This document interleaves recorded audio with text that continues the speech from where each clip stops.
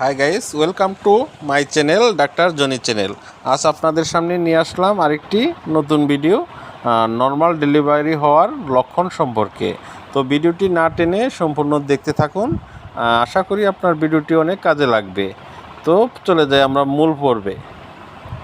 প্রসব নিকটবর্তী হলে বিশেষ কিছু লক্ষণ মায়েরা খেয়াল করে থাকেন, তবে এই লক্ষণগুলো সব সময় প্রসবের লক্ষণ না হয়ে গর্ভাবস্থার শেষের দিকে স্বাভাবিকভাবেই দেখা দিতে পারে। এসব লক্ষণগুলো হলো গর্ভের সন্তান কিছুটা নিচে নামা।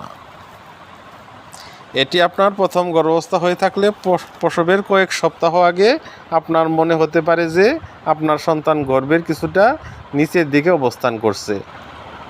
সন্তান তলপেটের দিকে নেমে যাওয়ার কারণে আপনার শ্বাস নেওয়া আগের চেয়ে সহজ হয়ে যেতে পারে। যদি গর্ভাবস্থায় আপনার বুকে অ্যাসিডিটির কারণে জ্বালাপোড়া থেকে থাকে, সেটিও এ সময় দূর হয়ে যেতে পারে। তবে এ সময় আপনার মূত্রাশয়ের উপর বাড়তি চাপ পড়ার কারণে ঘন ঘন প্রস্রাবের বেগ পাওয়ার সমস্যা দেখা দিতে পারে। তবে দ্বিতীয় বা তার পরবর্তী গর্ভাবস্থার ক্ষেত্রে সন্তান নিচে নামার অনুভূতি সাধারণত প্রসব প্রক্রিয়া শুরু হওয়ার পরে হয়ে থাকে। স্রাবের দলা নিশ্চিত হওয়া। যখন আপনার জরায়ু মুখ বড় হওয়া শুরু করে তখন যোনি দিয়ে একদলা স্রাব বের হতে পারে। এটি গর্ভাবস্থায় আপনার জরায়ু মুখে জমা হওয়া থাকে। সাধারণত এর অর্থ হলো আপনি প্রসব প্রক্রিয়া প্রবেশ করেছেন, তবে এটি প্রসব প্রক্রিয়া শুরু হওয়ার কিছুটা সময় আগেও হতে পারে। অনেক সময় স্রাব একটি দলা একেবারে বের না হয়ে অল্প অল্প করে কয়েকদিন বা কয়েক সপ্তাহ জুড়ে বের হতে থাকতে পারে। তবে যদি এর সাথে প্রসবের অন্যান্য লক্ষণগুলো না থাকে, তাহলে আপনার চিকিৎসককে এই পর্যায়ে জানানোর দরকার পড়বে না। সু বা রক্ত মিশ্রিত স্রাব দেখা যাওয়া।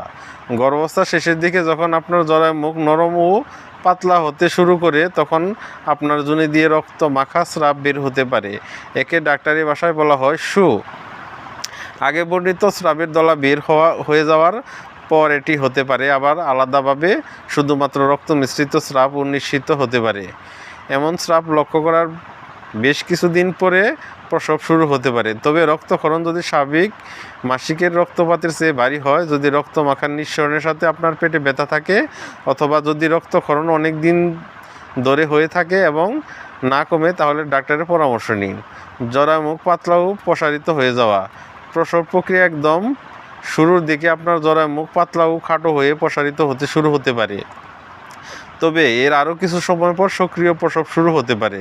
যদি আপনি গর্ভকালে অ্যান্টিন্যাটাল সেবা নিয়ে থাকেন, তাহলে আপনার চিকিৎসক আপনার জরায়ু মুখ পাতলা, নরম বা প্রসারিত হতে শুরু করেছে কিনা তা বলতে পারবেন।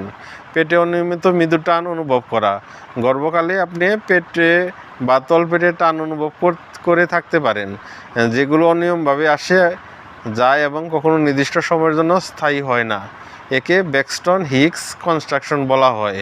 গর্ভাবস্থার শেষের দিকে এই টানগুলো আরও ঘন ঘন হতে পারে। প্রকৃত প্রসব বেদনা শুরু হওয়ার আগে এমন হতে পারে।